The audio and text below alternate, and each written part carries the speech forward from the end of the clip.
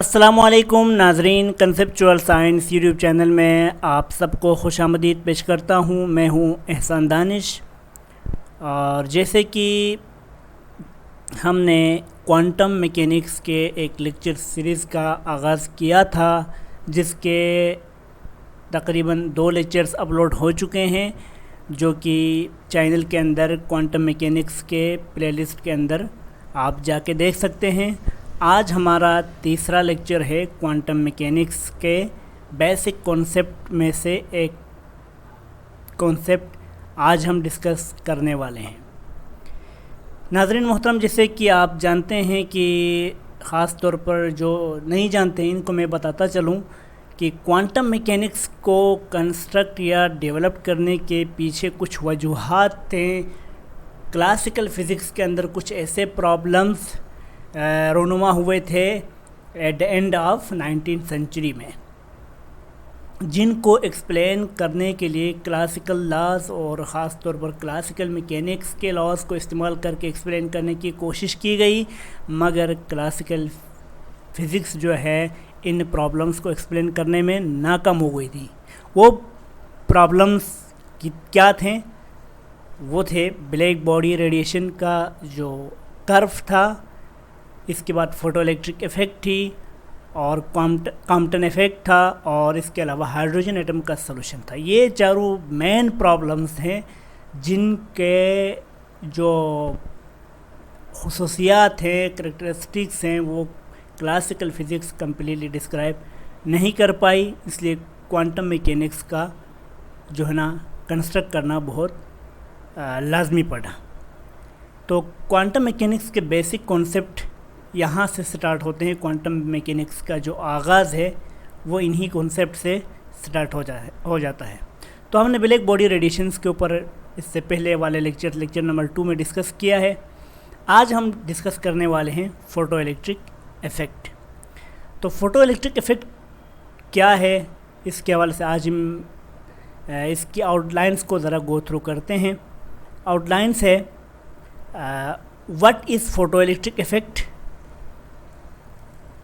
इसके बाद short history about the photo electric effect है, इसके बाद experimental study of photo electric effect है, इसके बाद experimental results of photo electric effect है, इसके बाद failure of classical wave theory to explain the photo electric effect, और सेकंड लास्ट में है आइंस्टाइन फोटोन थ्योरी।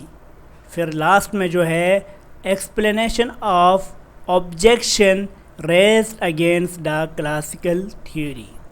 तो सबसे पहले हम बात करेंगे फोटो इलेक्ट्रिक इफ़ेक्ट क्या है। तो जैसे कि आप जानते हैं कि जब भी कोई लाइट रेस, ख़ास तौर पर अल्ट्रा वायलेट रेस, जब किसी मेटल के सरफेस पर टकराती हैं या मेटल के सरफेस पर स्ट्राइक करती हैं, तो मेटल के सरफेस पर जो एटम्स हैं, उन एटम्स के अंदर जो इलेक्ट्रॉन्स है, वो इलेक्ट्रॉन्स वहाँ से इमिट होना स्टार्ट हो जाते हैं।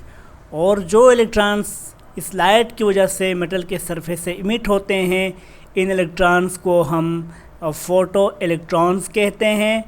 और इस प्रोसेस को, जिसके थ्रू हम मेटल के सरफेस से लाइट गिराकर इलेक्ट्रॉनों को इमिट कराते हैं, इस प्रोसेस या इस फेनोमेनन को फ़ोटो इलेक्ट्रिक इफ़ेक्ट कहते हैं। ठीक हो गया नाजरीन। तो सिंपल ये कि जब लाइट किसी मेटल के सरफेस पर टकराती हैं, तो मेटल के सरफेस के एटमों से इलेक्ट्रॉन इमिट होना स्टार्ट हो जाते हैं, और इन इलेक्ट्रॉन को हम फ़ोटो इलेक्ट्रॉन्स कहते हैं, और इस प्रोसेस को फ़ोटो इलेक्ट्रिक इफ़ेक्ट कहते हैं। ठीक, इसके बाद हम अगली स्लाइड की तरफ जाते हैं।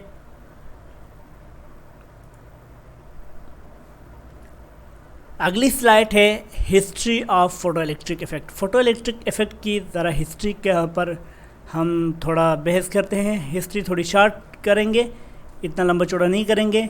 कि फ़ोटो इलेक्ट्रिक जो है ना फर्स्ट टाइम ऑब्ज़र्व किया गया 1839 में एलेक्जेंडर एडमंड बेकरेल ने। He first time observed the photoelectric effect through an electrode in a conductive solution exposed to light. एक सोल्यूशन इसके पास था जो कि कंडक्टिव सोल्यूशन था। जब वो लाइट के ऊपर एक्सपोज करता है, यानी कि इसको लाइट इस तरह से रखा कि इसके ऊपर लाइट पड़ जाए, तो उस सोल्यूशन से इलेक्ट्रॉन रिलीज़ होते हुए उसने ऑब्ज़र्व किया। ये फ़ोटो इलेक्ट्रिक इफ़ेक्ट, यानी कि जब लाइट पड़ती हैं तो इलेक्ट्रॉन वहाँ से रिलीज़ होते हैं, तो ये कहलाते फ़ोटो इलेक्ट्रिक इफ़ेक्ट। इसने 1839 में ऑब्ज़र्व किया। फिर इसके बाद काफ़ी साल गुजरने के बाद 1887 में हेनरिच हर्ट्ज़ ने ऑब्ज़र्व किया फ़ोटो इलेक्ट्रिक इफ़ेक्ट को, और इसने साथ साथ ये भी ऑब्ज़र्व किया कि इलेक्ट्रॉन कैसे प्रोड्यूस होते हैं और इलेक्ट्रॉन किसी भी कलेक्टर के ऊपर कैसे रिसेप्ट होते हैं या रिसीव होते हैं या वहाँ पे कलेक्ट होते हैं। इसके बाद है 1902 वॉन लेनर, इसने ऑब्ज़र्व किया कि variation in energy with light frequency, अगर लाइट, जाहिर सी बात है इलेक्ट्रोमैग्नेटिक स्पेक्ट्रम के अंदर बहुत सारी फ्रीक्वेंसीज और वेवलेंथ्स के वहाँ पे लाइट्स हैं, रेडिएशंस हैं, उन रेडिएशंस की energy with the change in frequency के साथ साथ जो है ना, एनर्जी ऑफ द रेडिएशन भी क्या हो जाती है, चेंज हो जाती है। यानी एनर्जी ऑफ रेडिएशन डिपेंड करती है फ्रीक्वेंसी पे, जो कि बाद में क्वांटम और आइंस्टाइन ने भी यही चीज़ ऑब्ज़र्व किया। यही चीज़ 1902 में वॉन लेनर ने ऑब्ज़र्व किया था। फिर इसके बाद 1905 में अल्बर्ट आइंस्टाइन ने फोटोन थ्योरी पेश की। अल्बर्ट आइंस्टाइन ने प्लैंक क्वांटम थ्योरी, जो कि इससे पहले प्लैंक साहब ने 1900 में दी थी, उसको इस्तेमाल किया। इस थ्योरी का जो कॉन्सेप्ट है, जो मेन पर्पस है, प्रिंसिपल्स है, इसी क्वांटम थ्योरी के प्रिंसिपल को इस्तेमाल किया अल्बर्ट आइंस्टाइन ने to explain the photo electric effect. Photo electric के इफ़ेक्ट को एक्सप्लेन करने के लिए उसने, आइंस्टाइन ने प्लैंक क्वांटम थ्योरी को यूज़ किया, और साथ साथ first time gave the mathematical description of how photo electric effect was caused by absorption of light. उसने फर्स्ट टाइम मैथमेटिकल डिस्क्रिप्शन दिया कि फ़ोटो इलेक्ट्रिक इफ़ेक्ट कैसे प्रोड्यूस होती है। जब लाइट किसी मेटल के सरफेस पर टकराती हैं तो फ़ोटो इलेक्ट्रिक इफ़ेक्ट क्यों प्रोड्यूस होती है और किस तरह से प्रोड्यूस होती है। लाइट की इंटेंसिटी के हिसाब से फ़ोटो इलेक्ट्रिक इफ़ेक्ट किस तरह से प्रोड्यूस होती है, या लाइट की फ्रीक्वेंसी और वेवलेंथ पर फ़ोटो इलेक्ट्रिक इफ़ेक्ट या फ़ोटो इलेक्ट्रॉन्स का वहाँ से इमिट होना डिपेंडेंस क्या है। ये सब कुछ आइंस्टाइन ने मैथमेटिकल फॉर्म में हमें पेश किया, जो कि वैलिड इक्वेशंस और वैलिड मैथमेटिकल फॉर्म से, और ये फर्स्ट टाइम अल्बर्ट आइंस्टाइन ने दिया। इसके बाद एक्सपेरिमेंटल सेटअप इसका कुछ इस तरह से है कि हमारे पास यहाँ पे एक इवैक्यूएटेड ट्यूब है, ग्लास ट्यूब, जिसमें से जो भी गैस है इसको इवैक्यूएट करके बाहर निकाला गया है। इसके अंदर कुछ भी गैस नहीं है, और इस गैस के अंदर दो इलेक्ट्रोड्स है, एक ये इलेक्ट्रोड, एक दूसरा ये इलेक्ट्रोड है। इस इलेक्ट्रोड को हम कैथोड कहेंगे, यहाँ इलेक्ट्रॉन इमिटर है, और इस इलेक्ट्रोड को एनोड कहेंगे, ये इलेक्ट्रॉन कलेक्टर है। अच्छा, ये दोनों कैथोड को एक्सटर्नल बैटरी, इस बैटरी के साथ हमने बैटरी के टर्मिनल के साथ कनेक्ट किया हुआ है। जो एनोड है वो नेगेटिव टर्मिनल के साथ है, पॉजिटिव टर्मिनल के साथ है, और कैथोड जो है वो नेगेटिव टर्मिनल के साथ हमने जोड़ा हुआ है। और साथ साथ हमने इस सर्किट में एक वोल्ट मीटर रखा हुआ है, एम मीटर रखा हुआ है, साथ साथ यहाँ पे एक वेरिएबल रेजिस्टेंस जिसको हम रियोस्टेट कहते हैं वो भी रखा हुआ है। इन तीनों जो कंपोनेंट्स हैं इन सर्किट के अंदर, इनका पर्पस आगे जाके बताया जाएगा। और ये एक्सपेरिमेंटल सेटअप है। और आगे स्लाइड में हम बात करते हैं कि एक्सप्लेनेशन की ये है कि the experimental arrangement consist of an evacuated glass tube in which two metal electrodes E and C, E means emitter and C means collector, are sealed. The two electrodes are connected to two terminals of the battery through an ammeter and voltmeter as shown in figure. जिस तरह figure में दिखाया गया है कि इसी तरह यहाँ पे एममीटर, वोल्टमीटर वगैरह सर्किट के साथ कनेक्ट किया हुआ है। अच्छा, द इलेक्ट्रोड्स जिसको हमने जो इलेक्ट्रोड ई है जिसको हम कैथोड कह सकते हैं एंड इलेक्ट्रोड सी जिसको हम एनोड कह सकते हैं are connected with the negative and positive terminal of the battery respectively. Cathode जो ई है इलेक्ट्रॉन इमिटर जिसको हमने negative terminal of the battery के साथ जोड़ा हुआ है, और कैथोड जो एनोड है जो इलेक्ट्रॉन कलेक्टर है इसको हमने positive terminal of the battery के साथ जोड़ा हुआ है। जब लाइट को इस बाहर से जब हम देखो ये जो रेस आ रही है वो लाइट के रेस है। ये लाइट के रेस जब इस इलेक्ट्रोड जिसको हम कैथोड कहते हैं जो इलेक्ट्रॉन इमिटर है इसके ऊपर जब हम लाइट गिरा देते हैं, और ये जो इलेक्ट्रोड है इलेक्ट्रॉन इमिटर ये मेटल का बना हुआ है, जब इस मेटल के सरफेस पर हम फोटॉन्स गिराते हैं यानी लाइट गिराते हैं तो यहाँ से इलेक्ट्रॉन रिलीज़ हो जाते हैं, इलेक्ट्रॉन इमिट हो जाते हैं। अब इन इलेक्ट्रॉनों को हम क्या करते हैं बाहर, ये जो पहले बताया था कि बैटरी का यहाँ पे इस्तेमाल करने का पर्पज़ ये है कि ये बैटरी क्या करती है, एक फोर्स दे देती है इन इलेक्ट्रॉन को to move in a uni direction. इस बैटरी की वजह से जो ही यहाँ से इलेक्ट्रॉन प्रोड्यूस हो जाते हैं उन इलेक्ट्रॉनों को बैटरी का ये टर्मिनल आगे की तरफ एनोड की तरफ या कलेक्टर की तरफ क्या कर देता है, यूनि डायरेक्शन में फ़्लो करवा देता है। तो जो इलेक्ट्रॉन्स यहाँ फ़्लो करते हैं कलेक्टर यानी कि एनोड पर पहुँच जाते हैं, एनोड इन इलेक्ट्रॉन को कलेक्ट करता है और सर्किट में फ़्लो होने देता है, और सर्किट में जो ही फ़्लो हो जाते हैं यहाँ एमीटर जो लगा हुआ है ये एमीटर शो करता है कि सर्किट में कोई ना कोई करंट पास हो रही है। ये करंट क्यों पास हुई, यहाँ से आने वाले इलेक्ट्रॉन की वजह से। करंट की तारीफ ही है कि flow of charge per unit time is called current, और इलेक्ट्रॉन के ऊपर चूँकि चार्ज से जब इलेक्ट्रॉन यहाँ से फ़्लो हुए कलेक्टर पर पहुँचे, कलेक्टर ने इसको सर्किट के थ्रू फ़्लो कराया, तो इस सर्किट के थ्रू करंट पास होते हुए एमीटर ने डिफ्रेक्शन के ज़रिए हमें दिखाया। तो यहाँ से करंट कैसे प्रोड्यूस हुई कि ये करंट इन इलेक्ट्रॉनों की वजह से, और इलेक्ट्रॉन कैसे रिलीज़ हुए, इन लाइट्स के इन फोटॉन्स के मेटल सरफेस पर गिरने से इलेक्ट्रॉन प्रोड्यूस हुए, और इलेक्ट्रॉन यहाँ से रिलीज़ होने से एक यूनि डायरेक्शन में मूव कराने से एक करंट पास होती है। तो एमीटर का पर्पज़ ये है कि यहाँ से फ़्लो होने वाली करंट को डिटेक्ट करना और मेजर करना, कितना करंट, कब करंट पास होती है, कब नहीं पास होती है, अगर पास होती है तो कितनी करंट यहाँ से फ़्लो कर रही है। ये पर्पज़ था एमीटर को यूज़ करने का। ठीक है जी। फिर when light is made to fall on the electrode E, electrons are given out. These electrons are accelerated by external potential difference supplied by battery towards the plate C. Plate C की तरफ ये electron move करते हैं। जब battery से हम potential देते हैं तो ये जो इलेक्ट्रॉन इमिटेड हुए हैं वो प्लेट सी की तरफ मूव करते हैं।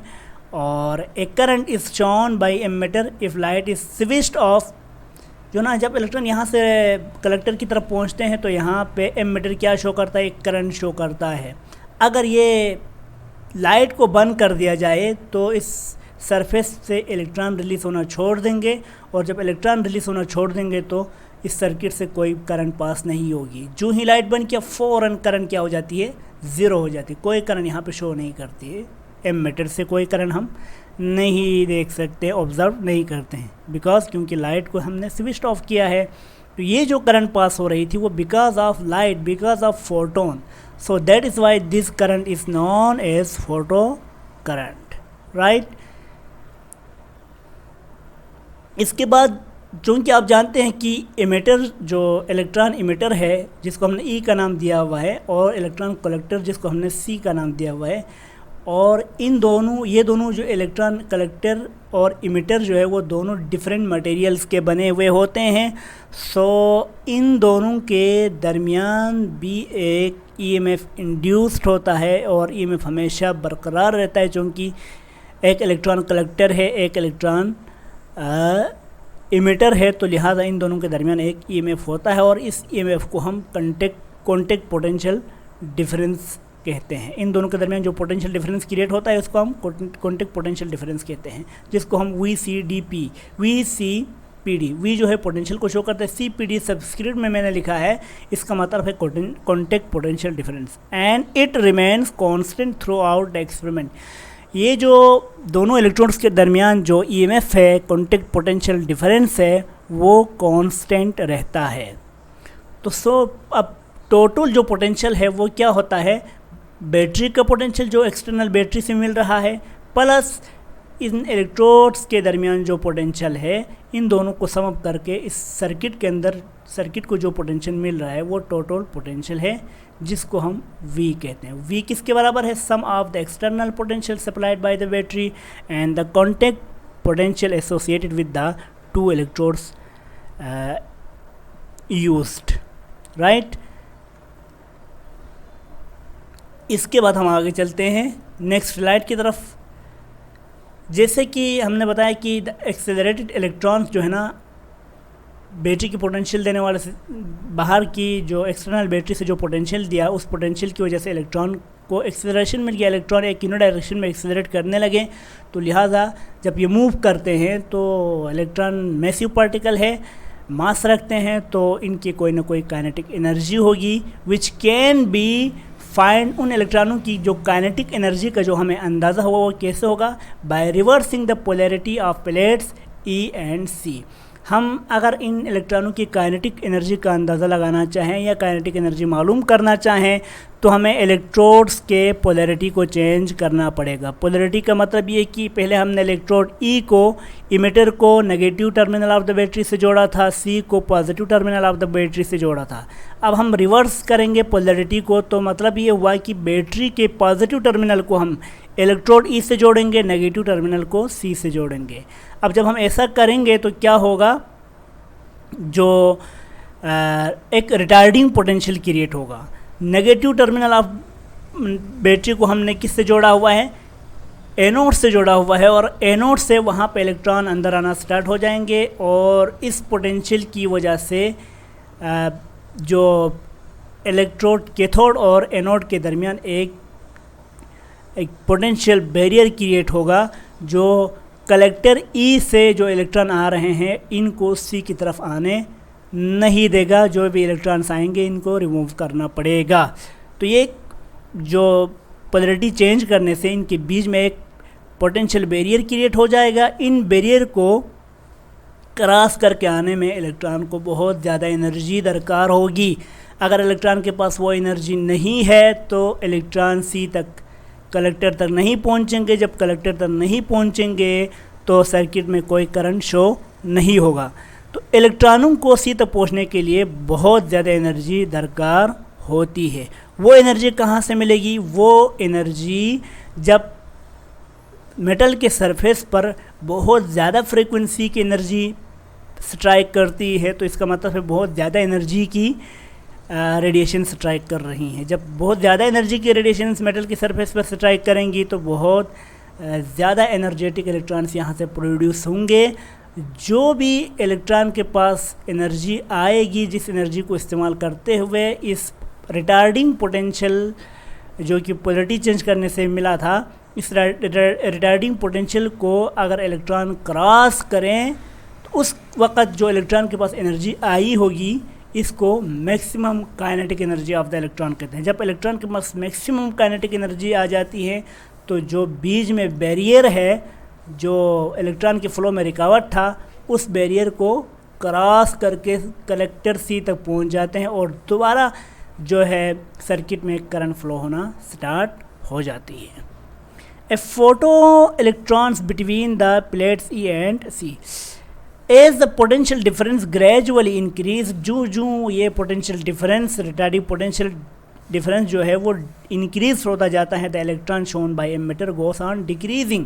क्योंकि रिटार्डिंग पोटेंशियल है, वो रिटार्डिंग पोटेंशियल की वजह से इलेक्ट्रॉन कम फ्लो होना स्टार्ट हो जाते हैं, कलेक्टर तक कम पहुंचते हैं, इसीलिए करंट भी कम फ्लो होना स्टार्ट होती है, जो कि एमिटर से हमें पता चल जाता है। एमिटर हमें डिफ्लेक्शन के ज़रिए दिखा देता है। यहाँ तक कि ये ऑब्ज़र्व किया गया कि एक वक्त आता है कि रिटार्डिंग पोटेंशियल बढ़ने के साथ साथ कोई करंट जो है ना, करंट जो फ्लो सर्किट में जो करंट फ्लो हो रही है इसकी वैल्यू ज़ीरो होना स्टार्ट हो जाती है। So on the current shows by, देखो as a potential difference gradually increase, जब पोटेंशियल डिफरेंस इंक्रीज किया गया, द ये जो पोटेंशियल डिफरेंस है वो रिटार्डिंग पोटेंशियल है जो कि हमने पोलरिटी चेंज करके दिया है। The current shown by the emitter goes on decreasing, अब पोटेंशियल बढ़ाने से करंट डिक्रीज होगी टिल, यहाँ तक कि for a certain value of the retarding potential difference. ये रिटार्डिंग पोटेंशियल आप बढ़ाते जाएं, करंट कम होती जाएगी, एक वक्त आएगा कि किसी particular value of retarding potential पे करंट क्या हो जाएगी, ज़ीरो हो जाएगी, यानी कि मीन्स वहाँ से इलेक्ट्रॉन्स फ्लो होना कम हो जाएंगे। अगर इलेक्ट्रॉन फ्लो भी हो रहे हैं तो पोटेंशियल डिफरेंस इतना होगा कि इलेक्ट्रॉन को वो पोटेंशियल बैरियर क्रॉस करके कलेक्टर पर तक पहुंचना मुश्किल हो जाता है। जब इलेक्ट्रॉन्स नहीं पहुंच पाएंगे कलेक्टर तक तो सर्किट में कोई करंट फ्लो नहीं करेगा। ठीक है, this potential difference is known as stopping potential difference. जो पोटेंशियल डिफरेंस की वैल्यू हमने इंक्रीज़ करते हुए गया, एक वैल्यू तक पहुंचा, इस पोटेंशियल की उस वैल्यू पे इलेक्ट्रॉन्स मज़ीद क्रॉस नहीं कर पाते हैं पोटेंशियल बैरियर को। उस particular value of stopping potential या रिटार्डिंग पोटेंशियल को हम स्टॉपिंग पोटेंशियल भी कह सकते हैं या कट ऑफ पोटेंशियल भी कहते हैं, क्योंकि रिटार्डिंग पोटेंशियल की इस वैल्यू पर इलेक्ट्रॉन मज़ीद फ्लो होना स्टॉप करते हैं, तो इसीलिए इस पोटेंशियल की इस वैल्यू को हम स्टॉपिंग पोटेंशियल कहते हैं। और ये स्टॉपिंग पोटेंशियल की जो है वो हर मेटल या हर मटेरियल की डिफरेंट होती है। अच्छा जी, इसके बाद हम अगले स्लाइड में जाते हैं। अगले स्लाइड में ये है कि the maximum kinetic energy of photo electrons with which electrons can overcome the retarding potential is given by. जो इलेक्ट्रॉन के पास जो एनर्जी आती है, एनर्जी बहुत सारी होती है लेकिन एक पार्टिकुलर मैक्सिमम एनर्जी होती है। इस एनर्जी को इस्तेमाल करते हुए इलेक्ट्रॉन रिटार्डिंग पोटेंशियल को ओवरकम करके, कम करके, ओवरकम मतलब इस पोटेंशियल के होते हुए भी इलेक्ट्रॉन के पास इतनी एनर्जी आ जाती है कि वो रिटार्डिंग पोटेंशियल को ओवरकम करके कलेक्टर सी तक पहुंच जाता है। तो उस एनर्जी ऑफ इलेक्ट्रॉन को हम मैक्सिमम काइनेटिक एनर्जी कहते हैं, जिसको हम के और सबस्क्रिप्ट में मैक्सिमम के लिए में एक्स लिखा हुआ है इक्वल टू। और ये जो एनर्जी किस पर डिपेंड करती है, अप्लाइड पोटेंशियल पर डिपेंड करती है कि आप बाहर से कितना पोटेंशियल दे रहे हैं, और ई जो है वो उस इलेक्ट्रॉन के चार्ज हैं। इलेक्ट्रॉन की चार्ज और उस पोटेंशियल पर डिपेंड करती है। अगर पोटेंशियल और इलेक्ट्रॉन के ऊपर चार्ज ज़्यादा होगा तो इस इलेक्ट्रॉन की काइनेटिक एनर्जी ज़्यादा होगी। अच्छा, where V naught is stopping potential and E is the electron charge. अब फोटो इलेक्ट्रिक इफेक्ट की वजह से जो रिजल्ट्स हमें सामने आए वो ये हैं कि कोई भी जब हमने लाइट मेटल के सरफेस या इमिटर के सरफेस पर हमने लाइट गुजारा तो कोई इलेक्ट्रॉन्स वहाँ से इमिट नहीं हुए। यानी हाउएवर ताहम इंटेंस द लाइट में भी आपने बहुत ज़्यादा लाइट की इंटेंसिटी को भी अगर आप मेटल की सरफेस पर टकराएंगे तो कोई इलेक्ट्रॉन वहाँ से रिलीज़ नहीं होगा। तब अगर आप लाइट, बेशक जितनी भी लाइट की इंटेंसिटी या number of light rays surface पे गुजारे, अगर आपकी लाइट्स की फ्रीक्वेंसी जो है वो कुछ स्पेसिफिक वैल्यू ऑफ फ्रीक्वेंसी से कम होगी तो वहाँ से इलेक्ट्रॉन खारिज नहीं होंगे। इलेक्ट्रॉन उस वक्त खारिज होंगे चाहे लाइट की इंटेंसिटी कुछ भी हो। इंटेंसिटी मतलब ये कि एक यूनिट एरिया पे कितने नंबर ऑफ़ लाइट या कितने नंबर ऑफ़ लाइट रेस या फोटोन वहाँ पे टकरा रहे हैं, इसको इंटेंसिटी ऑफ लाइट कहते हैं। तो जो इलेक्ट्रॉन वहाँ से इमिट होते हैं वो इस पर डिपेंड नहीं करते कि आप लाइट के बहुत ज़्यादा नंबर ऑफ़ रेस गिरा रहे हैं या कम नंबर गिरा रहे हैं, इस पर डिपेंड बिल्कुल नहीं करता। इलेक्ट्रॉन का वहाँ से इमिट होना डिपेंड करता है कि जो लाइट आप वहाँ से वहाँ इमिटर पे गिरा रहे हैं, स्ट्राइक करा रहे हैं, कि उस आने वाले रेस या लाइट के फ्रीक्वेंसी क्या है। यानी किसी हर मेटल की एक पर्टिकुलर फ्रीक्वेंसी होती है, उस फ्रीक्वेंसी के लाइट अगर आ जाए तो उस सरफेस ऑफ मेटल से इलेक्ट्रॉन इमिट होना स्टार्ट हो जाते हैं। तो उस पर्टिकुलर फ्रीक्वेंसी की वैल्यू को हम थ्रेशहोल्ड फ्रीक्वेंसी कहते हैं। अगर इस आने वाली कमिंग रेस, स्ट्राइकिंग रेस जो मेटल की सरफेस से टकराती हैं, उन रेडिएशन की फ्रीक्वेंसी उस पर्टिकुलर फ्रीक्वेंसी से कम हो तो कोई इलेक्ट्रॉन रिलीज़ नहीं होगा, कोई इलेक्ट्रॉन वहाँ से इमिट नहीं होगा, चाहे आप जितने भी इंटेंसिटी ऑफ लाइट को बढ़ा लें, कोई भी इलेक्ट्रॉन वहाँ से इमिट नहीं होगा। इलेक्ट्रॉन इमिट होगा तो उस वक्त होगा जब आपकी आने वाली कमिंग रेडिएशन की फ्रीक्वेंसी अगर पर्टिकुलर फ्रीक्वेंसी की वैल्यू से ज़्यादा या पर्टिकुलर फ्रीक्वेंसी के बराबर हो, तो वहाँ से इलेक्ट्रॉन रिलीज़ होना स्टार्ट हो जाएगा। तो उस फ्रीक्वेंसी, इस पर्टिकुलर फ्रीक्वेंसी जिसके ऊपर या जिस पर मेटल से इलेक्ट्रॉन इमिट होते हैं, उस फ्रीक्वेंसी को हम थ्रेशहोल्ड फ्रीक्वेंसी कहते हैं। फिर इसके बाद threshold frequency depends upon the nature of material. ये जो फ्रीक्वेंसी किसी मेटल की ज़्यादा हो सकती है, किसी की कम भी हो सकती है, वो डिपेंड करेगा कि मेटल और मटेरियल किस चीज़ का है। अच्छा, if we plot graph between kinetic energy and frequency of incident light keeping the intensity of the light fixed, अगर हम इंटेंसिटी ऑफ लाइट को फिक्स रखें, यानी कि number of coming rays of light इसको फिक्स रखें और फिक्स रख कर हम वहाँ से इमिट होने वाली इलेक्ट्रॉन्स की काइनेटिक एनर्जी और मेटल सरफेस पर टकराने वाली लाइट की फ्रीक्वेंसी का अगर हम ग्राफ बनाएं, then it will be as shown in the following. तो कुछ इस तरह का ग्राफ बनेगा। एक दो मटेरियल है, एक मटेरियल 1 है, दूसरी मटेरियल जिसको मेटल 2 कहेंगे। पहला मटेरियल एक मेटल 1 से बना हुआ है, दोनों डिफरेंट मेटल है। दोनों मेटल्स के ऊपर हमने क्या गिराया, इंटेंसिटी सेम रखा और डिफरेंट फ्रीक्वेंसीज़ की हमने लाइट वहाँ पे गिराया, इंटेंसिटी सेम। मिसाल के तौर पर एक मेटल के ऊपर आपने सेम इंटेंसिटी के मुख्तलिफ फ्रीक्वेंसीज़ का आपने क्या गिराया, लाइट गिराया, दूसरे मेटल पे भी गिराया। तो इस मेटल का, मेटल 1 का क्या है, तो यहाँ से देखिए, पहला आपने जितनी भी फ्रीक्वेंसी गिराई होगी यहाँ से यहाँ तक, कोई यहाँ पे काइनेटिक एनर्जी नहीं मिलेगी, काइनेटिक एनर्जी ज़ीरो है यहाँ से। क्यों? क्योंकि इलेक्ट्रॉन वहाँ से रिलीज़ नहीं हुए। इलेक्ट्रॉन रिलीज़ नहीं हुए तो कोई काइनेटिक एनर्जी नहीं है।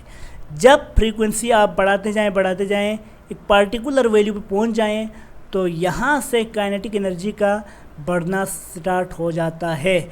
और बढ़ना इस तरह से स्टार्ट हो जाता है, जब इस पर्टिकुलर फ्रीक्वेंसी की रेडिएशंस मेटल के सरफेस से टकराएंगे, तो इस पर्टिकुलर फ्रीक्वेंसी के ऊपर उस मेटल के सरफेस से इलेक्ट्रॉन इमिट होना स्टार्ट हो जाएंगे।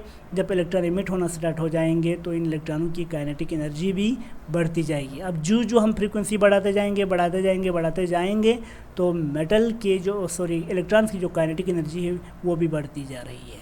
तो it means kinetic energy of the electron depends upon the frequency, right.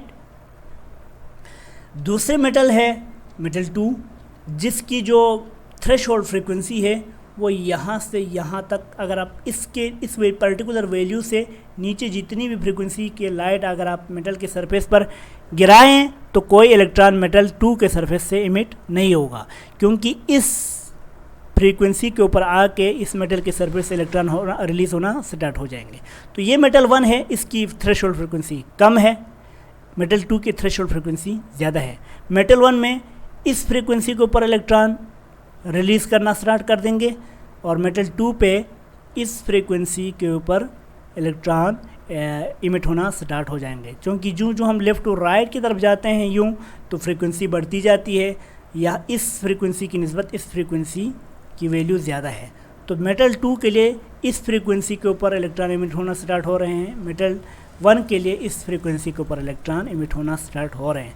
तो यहाँ से आप दो अंदाज़ा लगाएं। एक तो ये कि हर मेटल की जो थ्रेशहोल्ड फ्रीक्वेंसी है वो डिफरेंट होती है, जैसे कि यहाँ और यहाँ आपको नज़र आ रही है। दूसरी बात ये कि इन दोनों ग्राफ में हम देखते हैं कि जो फ्रीक्वेंसी बढ़ती जा रही है, इस ग्राफ में भी काइनेटिक एनर्जी बढ़ रही है, और फ्रीक्वेंसी के बढ़ने के साथ साथ इस ग्राफ या मेटल 1 के भी काइनेटिक एनर्जी बढ़ रही हैं।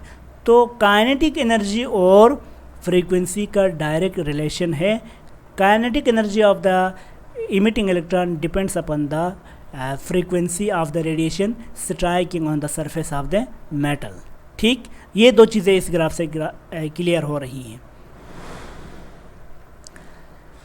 फिर इसके बाद this shows that threshold frequency is different for different material A and B. हमने जो दो मेटल इस्तेमाल किया था, एक मेटल को 1 कहा था, मेटल 1 जिसको हम ए नाम देंगे, मेटल 2 को हमने मेटल 2 कहा था जिसको हम बी नाम देंगे। इन दोनों मटेरियल्स के लिए थ्रेशोल्ड फ्रीक्वेंसी की वैल्यू डिफरेंट थी।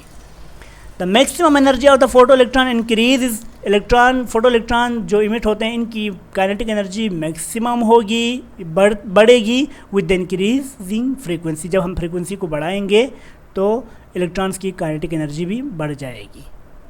हाँ, हर फ्रीक्वेंसी पे नहीं, थ्रेशोल्ड फ्रीक्वेंसी तक अगर आप थ्रेशोल्ड फ्रीक्वेंसी के नीचे फ्रीक्वेंसीज को आप बढ़ाते जाएंगे तो कोई इलेक्ट्रॉन रिलीज नहीं होगा, लेकिन आप थ्रेशोल्ड फ्रीक्वेंसी पे पहुँचें तो इलेक्ट्रॉन इमिट होना स्टार्ट हो जाएंगे, और मज़ीद थ्रेशोल्ड फ्रीक्वेंसी के ऊपर फ्रीक्वेंसी बढ़ाते जाएं तो इलेक्ट्रॉन ज़्यादा खारिज होना भी स्टार्ट हो जाएंगे और इलेक्ट्रॉनों की काइनेटिक एनर्जी भी ज़्यादा हो जाएगी।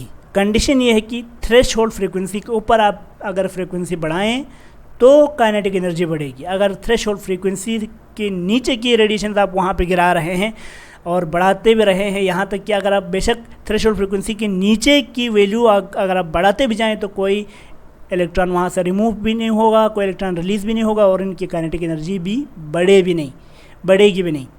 अगर इलेक्ट्रॉन की काइनेटिक एनर्जी बढ़ानी हो तो आपको थ्रेशोल्ड फ्रीक्वेंसी तक आके थ्रेशोल्ड फ्रीक्वेंसी से ऊपर आपको फ्रीक्वेंसी बढ़ानी पड़ेगी।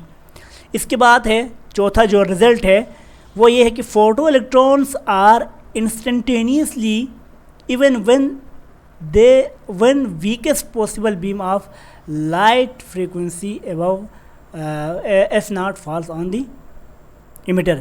जब थ्रेशोल्ड फ्रीक्वेंसी जिसको मैं f0 नाम दे रहा हूँ, इस f0 फ्रीक्वेंसी की वैल्यू के ऊपर जब आप जाते हैं तो फ्रीक्वेंसी जो लाइट की इंटेंसिटी है बेशक जितनी भी कमज़ोर क्यों ना हो, फोटो इलेक्ट्रॉन्स क्या हो जाते हैं, इंस्टेंटेनियसली वहाँ से इमिट हो जाते हैं। बेशक आप एक unit area of the surface of the metal पे अगर आप 2 रेस गिरा रहे हैं या 3 रेस गिरा रहे हैं या 4 रेस गिरा रहे हैं या 5 रेस गिरा रहे हैं, मतलब 1 रेस गिराए तो इंटेंसिटी कम है, 2 रेस आप फॉल कराएं तो इंटेंसिटी थोड़ी बढ़ गई, 3 रेस गिराएं तो इंटेंसिटी और बढ़ गई, 50 रेस गिराएं तो इंटेंसिटी ज़्यादा भी बढ़ गई। ठीक है, तो आप अगर उस मेटल के सरफेस पर 1 रेस गिराएं, बहुत कम रेस गिराएं, 10 रेस गिराएं, 50 रेस गिराएं या बहुत कम ही नंबर ऑफ़ रेस उस मेटल की सरफेस पर गिराएं, लेकिन अगर उस रेस की फ्रीक्वेंसी है, उस रेडिएशन की फ्रीक्वेंसी है वो थ्रेशोल्ड फ्रीक्वेंसी से भी ज़्यादा हो तो इलेक्ट्रॉन फ़ौरन उस मेटल के सरफेस से क्या हो जाते हैं, इमिट हो जाते हैं। ये पाया गया फ़ोटो इलेक्ट्रिक इफेक्ट एक्सपेरिमेंट के अंदर। ठीक, फिर 5वां जो रिजल्ट है, the energy of photo electron does not depend upon the frequency of the light. जो एनर्जी ऑफ फोटो इलेक्ट्रॉन जो है वो फ्रीक्वेंसी ऑफ लाइट पे डिपेंड नहीं करता।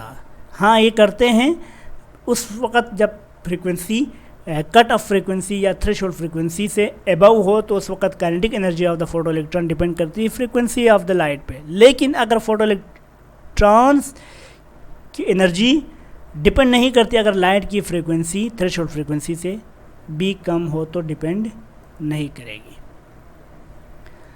छठा जो इसका रिजल्ट है, the number of photo electrons emitted from the emitter is proportional to the intensity of light. हाँ, अगर आप 10 रेज गिराएंगे एट ए टाइम उस सरफेस से 10 इलेक्ट्रॉन रिलीज़ हो जाएंगे, क्योंकि एक फ़ोटोन जाके एक इलेक्ट्रॉन को रिमूव कराएगा, 2 फोटोन आएंगे तो 2 फोटोन को रिमूव कराएगा, 3 फोटोन एक साथ आएंगे तो 3 इलेक्ट्रॉन एक साथ रिमूव हो जाएंगे।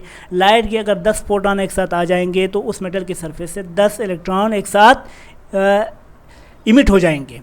तो मतलब number of emission of electron is depend upon the number of incoming photons or light rays.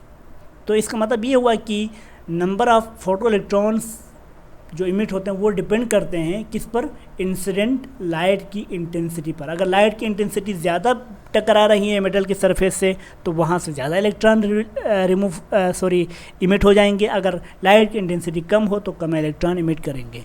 तो इसका मतलब है इलेक्ट्रॉन की इमिसिविटी और इलेक्ट्रॉन की जो इमिशन रेट है वो और लाइट की इंटेंसिटी पर डायरेक्ट रिलेशन है। 7वां जो रिजल्ट है, the stopping potential depends upon the frequency of incident light. जो स्टॉपिंग पोटेंशियल है वो कौन सा पोटेंशियल है? जो हम पोलैरिटी को चेंज करके इलेक्ट्रॉन के फ्लो को रोक लेते थे, उसको हमने स्टॉपिंग पोटेंशियल कहा था। इसको रिटार्डिंग पोटेंशियल कहा था। और रिटार्डिंग पोटेंशियल की किसी पर्टिकुलर वैल्यू पे इलेक्ट्रॉन फ्लो होना स्टॉप हो जाते थे, उस particular value of retarding potential को हमने कहा था स्टॉपिंग पोटेंशियल। और ये स्टॉपिंग पोटेंशियल की जो वैल्यू है वो डिपेंड करती है फ्रीक्वेंसी ऑफ लाइट पे। And photo electric current is independent of frequency of incident light. Photo electric current है जो है वो फ्रीक्वेंसी पर डिपेंड नहीं करती। फोटो इलेक्ट्रिक करंट जो है वो किस पर डिपेंड करती है? इंटेंसिटी ऑफ लाइट पे डिपेंड करती है। इंटेंसिटी ऑफ लाइट जितनी ज़्यादा होगी इलेक्ट्रॉन ज़्यादा रिलीज होंगे, जब इलेक्ट्रॉन ज़्यादा रिलीज होंगे तो करंट ज़्यादा फ्लो होगी। जबकि फोटो इलेक्ट्रिक करंट जो है वो फ्रीक्वेंसी ऑफ लाइट पे डिपेंड नहीं करती। अच्छा, इसको हम देख सकते हैं नीचे के ग्राफ में। इस ग्राफ में यहाँ पे देखिए, इस ग्राफ में हमें क्या दिखाया जा रहा है? यहाँ पे इस एक्स एक्सिस में कलेक्टिंग इलेक्ट्रोड है, यानी कि वो इलेक्ट्रोड है जो इलेक्ट्रॉन को कलेक्ट करता है, और इस तरफ है फोटो करंट है, जो जूं हम कलेक्टर का पोटेंशियल बढ़ाते जाएं, ये पोटेंशियल जो है, ये पोटेंशियल और रिटार्डिंग पोटेंशियल की वैल्यू है। अब रिटार्डिंग पोटेंशियल यहाँ से बढ़ाते आया तो इस जगह पर आके इलेक्ट्रॉन यहाँ से नीचे के तमाम पोटेंशियल पर, रिटार्डिंग पोटेंशियल पर कोई इलेक्ट्रॉन रिलीज़ नहीं हो रहा था। जो ही इस particular value of retarding potential पर पहुँचे तो इलेक्ट्रॉन के पास मैक्सिमम काइनेटिक एनर्जी जब आ जाएगी तो वो इस रिटार्डिंग पोटेंशियल को ओवरकम करेंगे, तो ये इमिटर तक पहुंच जाएंगे। इमिटर तक जो ही पहुंच जाएंगे तो सर्किट में करंट फ्लो होना स्टार्ट हो जाएगी। वो करंट यहाँ से फ्लो हो रही है। देखो, जो ही रिटार्डिंग पोटेंशियल इस वैल्यू पर पहुंचेगा V0 पे, तो यहाँ से इलेक्ट्रॉन कलेक्टर की तरफ जाना स्टार्ट हो जाएंगे। जब कलेक्टर पर पहुँचेंगे तो वो करंट फ्लो हो जाएगी। वो करंट यहाँ पे शो हो रहा है। जो पोटेंशियल को हम बढ़ा रहे हैं, रिटार्डिंग पोटेंशियल को मज़ीद बढ़ाएं तो मज़ीद भी करंट बढ़ती जाएगी यहाँ तक आके, यानी कि इस पोटेंशियल के अक्रॉस यहाँ पे आके करंट मज़ीद बढ़ना स्टॉप हो जाएगी। अगर आप यहाँ से मज़ीद पोटेंशियल इजाफा करें तो करंट बजाय इस तरफ यूँ ऊपर बढ़ने के सीधी कांस्टेंट वैल्यू के साथ कांस्टेंट फिक्स रहेगी। आप पोटेंशियल जितना भी बढ़ाएं, करंट इस वैल्यू के बाद फिक्स रहेगी, यहाँ तक बढ़ेगी। देखो, यूँ बढ़ती जा रही, ऊपर जा रही। यहाँ से इस वैल्यू ऑफ पोटेंशियल से यहाँ से मज़ीद करंट बढ़ने की बजाय कांस्टेंट करंट है, एक सेम वैल्यू है करंट की। बेशक आप पोटेंशियल यूँ बढ़ा भी रहे हैं, लेकिन करंट ऊपर जाने की बजाय करंट सेम है। दूसरा ग्राफ है, यहाँ पर हमने थोड़ा इंटेंसिटी ऑफ लाइट को थोड़ा ज़्यादा किया है कि अगर हम बहुत ज़्यादा लाइट के रेस को सरफेस के मेटल पर गिराएं तो यहाँ से उसी मेटल के वहीं पोटेंशियल डिफरेंस है। हालांकि जो स्टॉपिंग पोटेंशियल है वो डिपेंड नहीं कर रहा है इंटेंसिटी ऑफ लाइट पे। इंटेंसिटी ऑफ लाइट इस ग्राफ के करंट, इस ग्राफ के करंट और इस ग्राफ के करंट तीनों के लिए इंटेंसिटी ऑफ लाइट वेरी कर रही है। हम इंटेंसिटी ऑफ लाइट कम करें तो ये करंट का ये ग्राफ मिलेगा, थोड़ा बढ़ाएं तो ये वाला करंट का ग्राफ मिलेगा, थोड़ा और ज़्यादा बढ़ाएं तो ये वाला करंट का ग्राफ मिलेगा। तो इंटेंसिटी बढ़ाएंगे तो करंट बढ़ रही है, इस करंट बढ़ रही है। लेकिन सेचुरेशन करंट क्या है? सेचुरेशन करंट यानी कि एक वो करंट जो किसी पर्टिकुलर वैल्यू के बाद मज़ीद बढ़ने की बजाय फिक्स रहती है। तो सेचुरेशन करंट के करस्पॉन्डिंग पोटेंशियल तकरीबन तीनों केसेस में, चाहे आप इंटेंसिटी कम रखें, ज़्यादा रखें या और भी ज़्यादा करें, तो तीनों केसेस में सेचुरेशन वैल्यू ऑफ करंट क्या है? बढ़ रही है। लेकिन स्टॉपिंग पोटेंशियल तीनों के लिए क्या है? सेम है। तो stopping potential intensity of light पे डिपेंड नहीं करता और साथ साथ स्टॉपिंग पोटेंशियल फोटो करंट पे भी डिपेंड नहीं करता। फोटो करंट यहाँ तीनों में बढ़ रही है, लेकिन स्टॉपिंग पोटेंशियल तीनों के लिए एक ही है। ठीक है, तो यहाँ पे ये तीनों करंट, इस करंट की निस्बत इस करंट की वैल्यू ज़्यादा है, इस करंट की निस्बत इस करंट की वैल्यू ज़्यादा है। ये कब होगा? हमने जब पहले इस ग्राफ को खींचा तो इंटेंसिटी ऑफ लाइट कम थी, बाद में इंटेंसिटी ऑफ लाइट को थोड़ा बढ़ाया तो थोड़ा ज़्यादा करंट फ्लो होना स्टार्ट हो गई, और ज़्यादा इंटेंसिटी ऑफ लाइट को बढ़ाया, यानी number of rays on the surface of the metal हमने ज़्यादा स्ट्राइक करा है तो ज़्यादा करंट मिलेगी। ठीक है, तो किसी particular value of retarding potential के ऊपर आके तीनों ग्राफ में करंट मज़ीद बढ़ना स्टॉप हो रही है, बल्कि इसके बाद आप जितना भी पोटेंशियल बढ़ा लें करंट की वैल्यू इसके बाद क्या हो रही है, सेम वैल्यू दे रही है तीनों ग्राफ में। तीनों ग्राफ में सेम मतलब यानी इस वैल्यू में भी कांस्टेंट वैल्यू, इस ग्राफ में भी कांस्टेंट वैल्यू, इस ग्राफ में भी कांस्टेंट वैल्यू। ठीक, तो इन तीनों कांस्टेंट वैल्यू ऑफ करंट को हम सैचुरेशन करंट कहेंगे।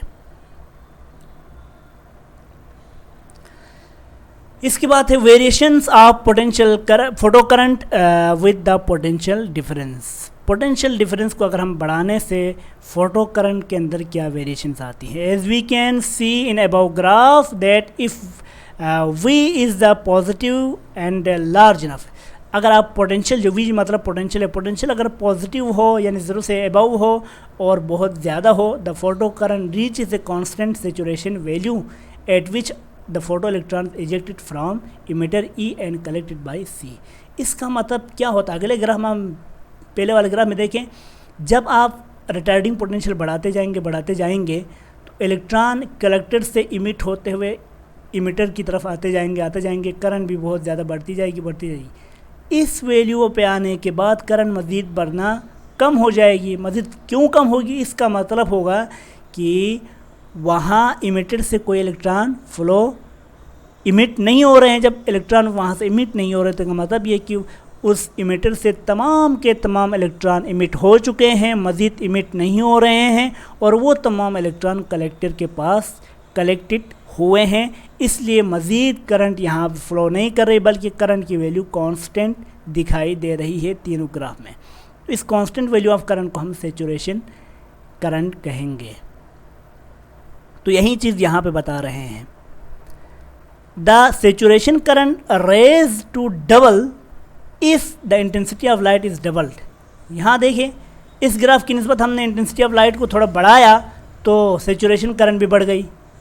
जब इस ग्राफ की निस्बत इस ग्राफ में हमने इंटेंसिटी ऑफ लाइट को थोड़ा बढ़ाया तो इस ग्राफ में भी क्या हो गई, फोटो करंट भी बढ़ गई और साथ साथ सैचुरेशन करंट भी बढ़ गई है। तो ये करंट का कम होना, ज़्यादा होना या इससे भी ज़्यादा होना डिपेंड करती है कि हम इमिटर के ऊपर कितने नंबर ऑफ़ लाइट रेस या रेडिएशंस वहाँ पे गिरा रहे हैं। जितने नंबर ऑफ़ रेडिएशन ज़्यादा गिरेंगे तो करंट भी ज़्यादा मिलेगी, कम नंबर ऑफ़ रेडिएशन होगा तो कम करंट, और इससे भी कम नंबर ऑफ़ रेडिएशंस उस पर टकरा रही है मेटल के सरफेस पर, तो इलेक्ट्रॉन्स कम रिमूव हो जाएंगे, कम इलेक्ट्रॉन्स इमिट हो जाएंगे, तो कम करंट आपको मिलेगी।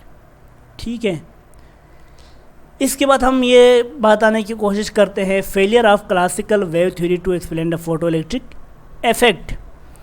क्लासिकल वेव थ्योरी की क्या फेलियर्स थी जो फोटो इलेक्ट्रिक इफेक्ट को एक्सप्लेन नहीं कर पाई।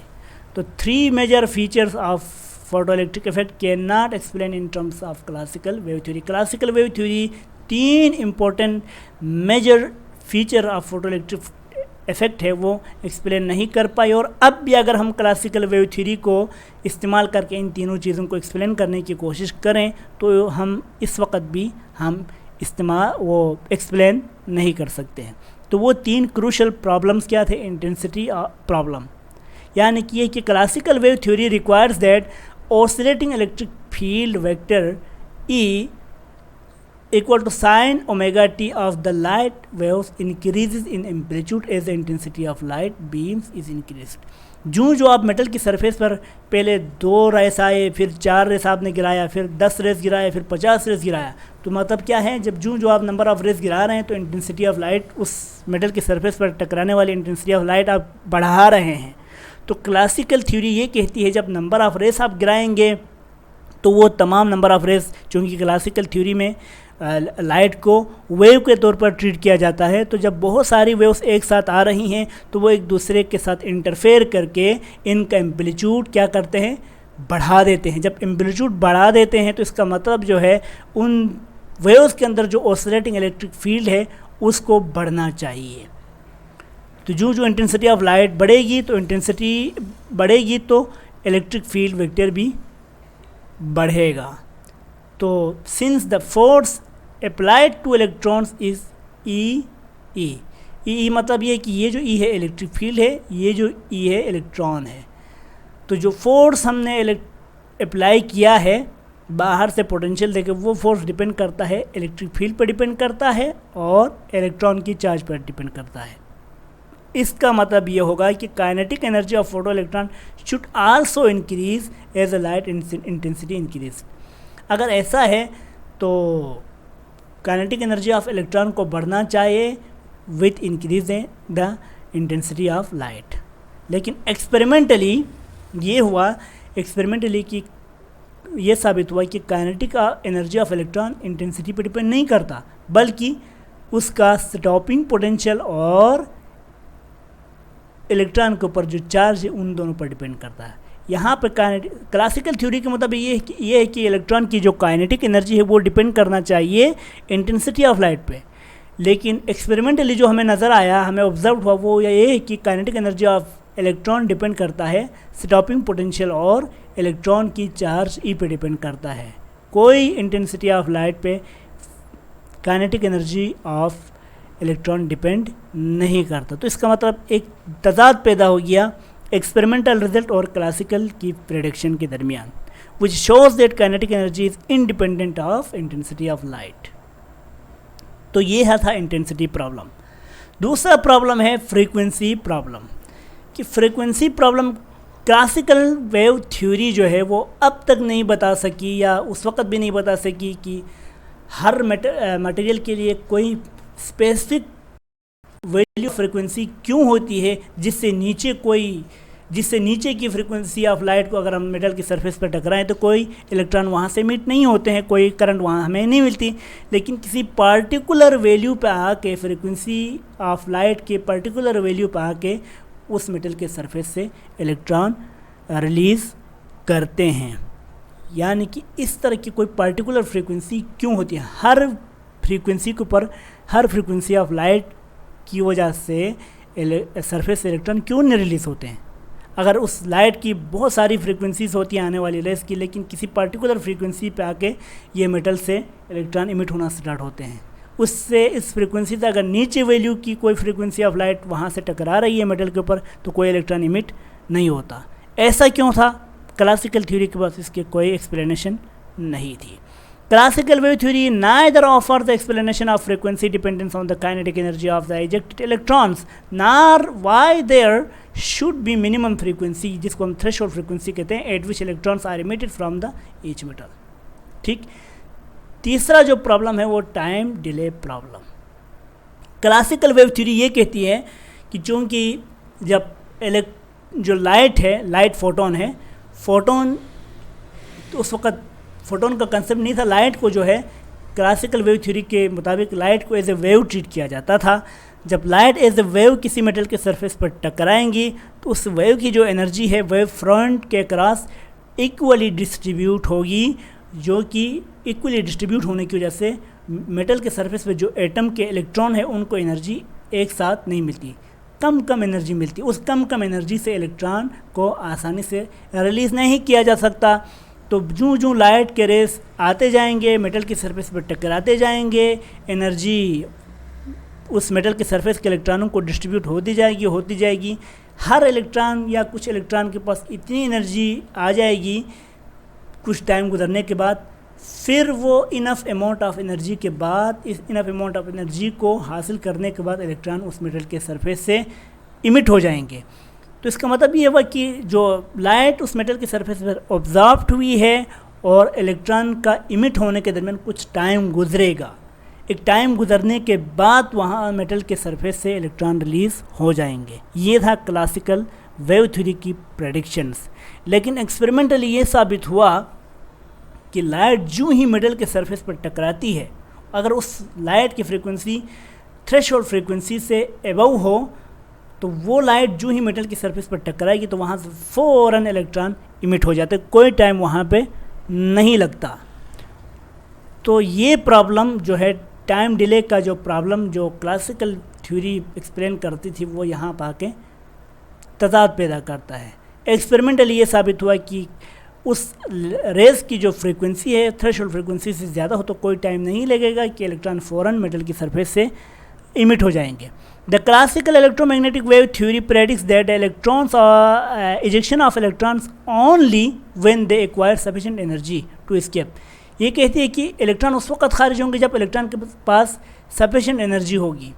और सफिशेंट एनर्जी कब होगी? In classical theory light is uniformly distributed over wave front.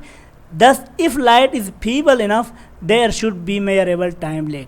ये कहते हैं कि अगर लाइट की एनर्जी कम है, लाइट की एनर्जी अगर डिस्ट्रीब्यूट हो रही है तो इलेक्ट्रॉन को पूरी एनर्जी एक साथ नहीं मिल रही है. इलेक्ट्रॉन को इनफ एनर्जी मिलने के लिए कुछ टाइम गुजरना चाहिए, तब जाके इलेक्ट्रॉन के पास एनर्जी कम होते हुए इलेक्ट्रॉन के पास एनर्जी स्टोर होते होते इलेक्ट्रॉन के पाए इतनी एनर्जी स्टोर हो जाए कि उस एनर्जी को इस्तेमाल करके इलेक्ट्रॉन एटम के से इमिट हो सकता है. However no time lag has over been detected. लेकिन एक्सपेरिमेंटली कोई टाइम लेग यानी कि लाइट का एब्जॉर्ब हो जाना मेटल के सरफेस से और मेटल के सरफेस से इलेक्ट्रॉन का इमिट होने के दरमियान कोई टाइम नहीं लगता. एक्सपेरिमेंटली जो दिखाया गया है वो ये कि फ़ौरन लाइट के टकराते ही, लाइट के स्ट्राइक करते ही मेटल के सरफेस से इलेक्ट्रॉन इमिट हो जाते हैं. ये 3 मेन प्रॉब्लम्स थे जो क्लासिकल थ्योरी एक्सप्लेन नहीं कर पाई. फिर है Einstein photon theory. According to the Planck theory, emission और absorption of radiation is not a continuous process. ये प्लैंक साहब ने कहा था हमने, जैसे कि ब्लैक बॉडी रेडिएशन के लेक्चर में हमने ब्रीफली डिस्क्राइब किया कि प्लैंक ने ये कहा कि जो ब्लैक बॉडी से जो रेडिएशन इमिट होती हैं वो जो है वो कंटिन्यूसली नहीं होती, बल्कि इन form of packets, small packets की फॉर्म में एनर्जी रिलीज़ होती है. उन स्मॉल पैकेट्स को हमने फोटोन, उसने जो है क्वांटा नाम दिया था. इन्हीं क्वांटा को आइंस्टाइन यहाँ पा के दूसरा नाम दे रहे हैं जिनको हम फोटॉन्स नाम दे रहे हैं. ठीक है, ये जो फोटोन से पैकेट्स ऑफ एनर्जी होते हैं ये कंटिन्यूसली इमिट नहीं बल्कि पैकेट की फॉर्म में इमिट होते हैं. The energy of each photon is proportional to the frequency. हर फोटोन की जो एनर्जी वो डिपेंड करेगी कि उस फोटोन की फ्रीक्वेंसी क्या है. उस फोटोन की अगर फ्रीक्वेंसी ज़्यादा है तो एनर्जी ज़्यादा होगी और एनर्जी फ्रीक्वेंसी कम है तो एनर्जी कम होगी. और यहाँ पे जो h है वो कांस्टेंट है जिसकी वैल्यू 6.63 एक्सपोनेंट -34 जूल सेकेंड है और इसको हम प्लैंक कांस्टेंट कहते हैं. आइंस्टाइन ने फोटो इलेक्ट्रिक इफेक्ट को एक्सप्लेन करने के लिए अपनी जो फोटोन थ्योरी है वो इस्तेमाल किया. उसने के मुताबिक जब light in form of photons metal के सरफेस पर गिरती है तो वहाँ से क्या हो जाते हैं, फोटोन की जो इनकमिंग या इंसिडेंट फोटोन की जो एनर्जी है वो ट्रांसफ़र हो जाती है इलेक्ट्रॉन्स को. जो मेटल के सरफेस पर जो एटमों के इलेक्ट्रॉन हैं उन इलेक्ट्रॉन्स को ट्रांसफ़र हो जाती है. तो उनमें से the minimum kinetic energy required by electron to come out of the metal surface is called work function. अब इलेक्ट्रॉन जाहिर सी बात है एटम के अंदर कैद है, इनके अंदर कुछ एनर्जी आनी चाहिए जो इस एटम का जो बाइंडिंग फोर्स है उससे अलग होके इलेक्ट्रॉनों को एटम से दूर जाने के लिए, एटम को छोड़ के एटम से बाहर निकल के आने के लिए कोई ताकत ज़रूरत होती है. वो ताकत बाहर से इनकमिंग फोटोन से मिल जाती है. ठीक है, तो इस मिनिमम अमाउंट हर इलेक्ट्रॉन के लिए अगर न्यूक्लियस के करीब होगा तो ज़्यादा एनर्जी दरकार होगी उस इलेक्ट्रॉन को रिलीज़ होने के लिए. अगर न्यूक्लियस से थोड़ा दूर है तो थोड़ी कम एनर्जी दरकार होगी. तो हर इलेक्ट्रॉन के लिए जो भी एनर्जी दरकार होगी उस एटम से रिमूव होने के लिए, इस एटम से इमिट होने के लिए, तो उस अमाउंट ऑफ एनर्जी को हम वर्क फंक्शन कहते हैं. और वर्क फंक्शन को हम फाई इक्वल टू HF0, यानी कि वर्क फंक्शन जो डिपेंड करता है वो डिपेंड करता है कि उस इनकमिंग फोटोन की F0 क्या है. F0 यहाँ पे थ्रेशोल्ड फ्रीक्वेंसी है और H पे डिपेंड करता है. ठीक है, अगली स्लाइड की तरफ जाते हैं. When a photon of energy HF strike to an electron, जब किसी इलेक्ट्रॉन को किसी फोटोन की एनर्जी जो HF के बराबर है वो मिल जाती है, द इलेक्ट्रॉन क्या करता है, इलेक्ट्रॉन इस एनर्जी में से कुछ हिस्सा उस एटम के सरफेस से निकल जाने के लिए इस्तेमाल करता है जिसको हमने वर्क फंक्शन कहा. और जो एनर्जी बाकी बचती है उस एनर्जी को इस्तेमाल करते हैं अपनी काइनेटिक एनर्जी के तौर पर. और यही काइनेटिक एनर्जी उस इलेक्ट्रॉन को कुव्वत देती है रिटार्डिव पोटेंशियल को और कम करके कलेक्टर तक पहुंचने की, और जब इलेक्ट्रॉन कलेक्टर तक पहुंचते हैं तो फोटो करंट दोबारा से उस सर्किट पर फ्लो होना स्टार्ट हो जाती है। तो उस टोटल एनर्जी होगी, ये टोटल एनर्जी क्या है, इनकमिंग फोटोन की एनर्जी है। ये टोटल एनर्जी दो तरीक़ों से इस्तेमाल कर रहा है फोटोन। एक तो इलेक्ट्रॉन को इमिट होने के लिए जो एनर्जी दरकार होती है वर्क फंक्शन, जिसको हमने फाई कहा, और दूसरा बकाया जो कुछ पार्ट ऑफ इनकमिंग फोटोन की एनर्जी जो है वो इलेक्ट्रॉन की मैक्सिमम काइनेटिक एनर्जी के तौर पर इस्तेमाल होती है। तो बाहर से आने वाली ई यानी टोटल एनर्जी है वो दो हिस्सों में बढ़ जाती हैं। कुछ हिस्सा इलेक्ट्रॉन को एटम की सरफेस से निकालने और कुछ हिस्सा इलेक्ट्रॉन को काइनेटिक एनर्जी देने में इस्तेमाल होती है। ये जो ई है इसको हम HF कह सकते हैं, ठीक है। इस एनर्जी की वैल्यू डिपेंड करती है इनकमिंग फोटोन की वैल्यू पर, और यही चीज़ फाई प्लस KMX। यहाँ से हम अगर इलेक्ट्रॉन की काइनेटिक एनर्जी को मालूम करना चाहें तो हम इक्वेशन को रीअरेंज करके kinetic energy maximum is equal to HF, phi यहाँ प्लस हो रहा है, इस साइड पे जाके क्या होगा माइनस होगा। तो kinetic maximum kinetic energy of electron depend करेगी HF पे, उस इनकमिंग फोटोन की एनर्जी माइनस वर्क फंक्शन पर डिपेंड करेगी। This equation is called Einstein photoelectric equation. इस मशहूर इक्वेशन को हम आइंस्टाइन फोटोइलेक्ट्रिक इक्वेशन कह सकते हैं या कहते हैं। इसके बाद हम अगली स्लाइड की तरफ जाते हैं। अगली स्लाइड में हम ये बात करने की कोशिश करते हैं कि explanation of objection raised against classical wave theory. Classical wave theory के ख़िलाफ़ जो ऑब्जेक्शंस निकाले गए ऑब्जेक्शंस थे उनकी एक्सप्लेनेशन बाद में आइंस्टाइन ने कैसे किया देखते हैं। Let's see how Einstein photon hypothesis meets the three objection raised against the classical theory of photoelectric effect. As for first objection की कौन सा था, इंटेंसिटी का प्रॉब्लम था कि इंटेंसिटी ज़्यादा होगी तो इलेक्ट्रिक फील्ड की इंटेंसिटी ज़्यादा होगी, जैसे कि ये कहना था क्लासिकल वेव थ्योरी का। तो इंटेंसिटी के बारे में आइंस्टाइन जस्टिफिकेशन देता है, there is a complete agreement of Einstein photon theory with the experiment. What is if we double the intensity we double the number of photons and hence double the number of photo electrons. यहाँ पे ये हुआ कि photo electrons उस वक़्त बढ़ेंगे जब number of photons वहाँ पे सरफेस मेटल की सरफेस पर ज़्यादा गिराएंगे, यानी लाइट ज़्यादा गिराएंगे तो इंटेंसिटी ज़्यादा गिराया। इसका मतलब ये हो जब इंटेंसिटी हमने ज़्यादा गिराया, बहुत ज़्यादा लाइट उस मेटल के सरफेस पर गिराया, और जब बहुत ज़्यादा लाइट सरफेस पर गिराया तो उस सरफेस से बहुत ज़्यादा इलेक्ट्रॉन रिलीज़ होंगे। जब बहुत ज़्यादा इलेक्ट्रॉन्स रिलीज़ होंगे तो फोटो करंट भी मिल जाएगी। तो फोटो इलेक्ट्रॉन्स के number of photo electron depend करते हैं how many number of photons are striking on the surface of metal. How many number of photons striking on the surface of metal is depend upon the intensity of the light. इसके बाद ये है कि अगर हम आगे जाते हैं तो since increase in light intensity does not involve the change in energy of the individual photons.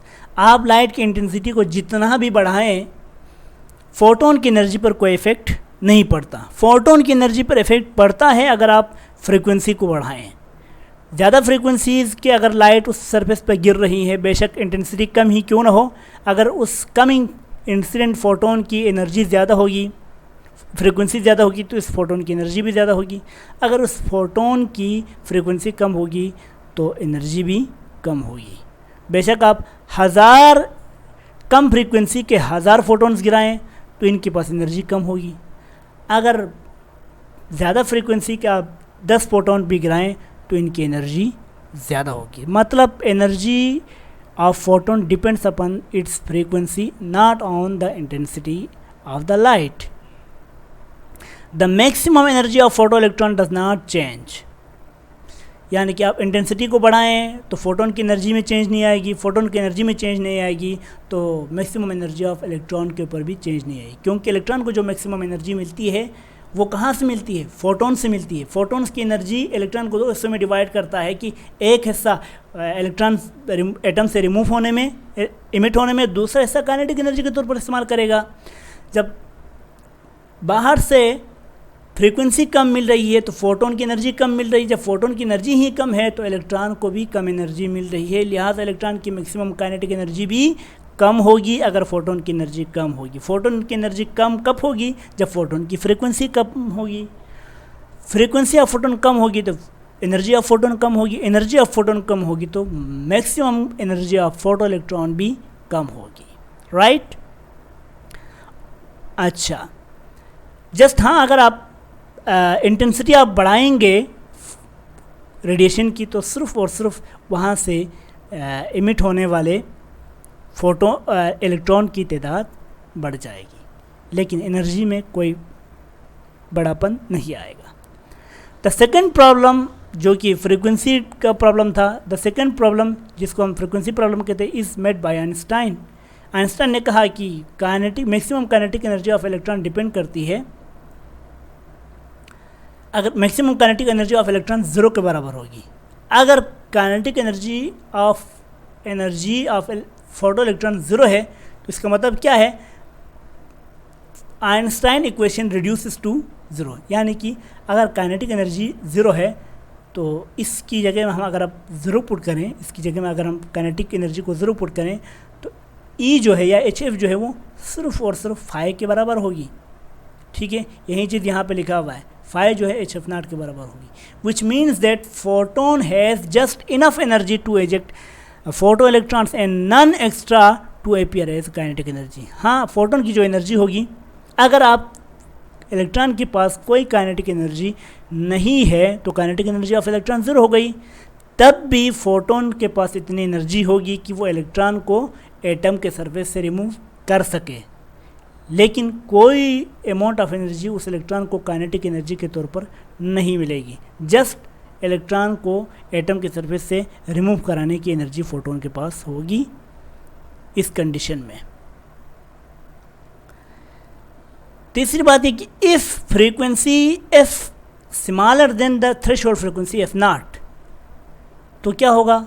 H F जो total energy of incoming photon है वो थ्रेशोल्ड फ्रीक्वेंसी की एनर्जी से भी कम होगा, जिसके नतीजे में ये होगा कि वर्क फंक्शन की जो एनर्जी और इंसिडेंट फोटोन की एनर्जी कम होगी, which means that no photon will be ejected, no photo electrons will be ejected no matter how be intensity of light may be. अगर आपकी फ्रीक्वेंसी इनकमिंग फोटोन की frequency threshold frequency से कम है तो कोई भी इलेक्ट्रॉन उस सरफेस ऑफ मेटल से इमिट नहीं होगा। बेशक आप नंबर ऑफ इंटेंसिटी या इंटेंसिटी ऑफ लाइट जितना भी बढ़ाना है बढ़ा लें, लेकिन उस इंटेंसिटी ऑफ लाइट की फ्रीक्वेंसी जो है थ्रेशोल्ड फ्रीक्वेंसी से कम है तो कोई इलेक्ट्रॉन वहाँ से रिमूव नहीं होगा। The third problem i.e. time delay problem follows from photon theory because the required energy is supplied in a concentrated bundle। जो